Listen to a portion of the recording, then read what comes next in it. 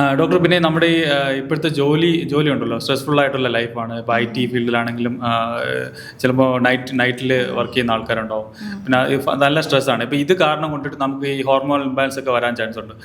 അപ്പോൾ അത് വെച്ചിട്ട് നമുക്ക് നമുക്ക് ഇതുപോലത്തെ അസുഖങ്ങൾ വരാനുള്ള ചാൻസസ് ഇല്ലേ?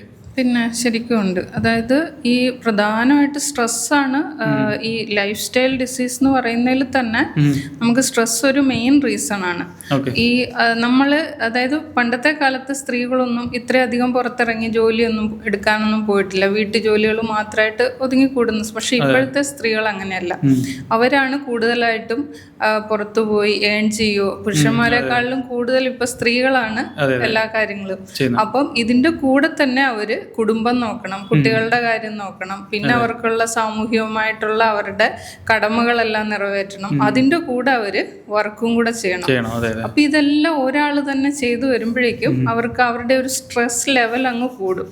ഇത് കൂടുന്ന സമയത്ത് അവരുടെ സ്ട്രെസ് ഹോർമോൺസ്, അതായത് കോർട്ടിസോളൊക്കെ കൂടും. അതുപോലെ ഉറക്കക്കുറവ്, പ്രോപ്പറായിട്ടുള്ള ഉറക്കം കിട്ടുന്നില്ല, ബോഡിക്ക് ന്യൂട്രീഷൻ, നല്ല ഭക്ഷണങ്ങൾ അവർ സമയത്ത് കഴിക്കുന്നില്ല.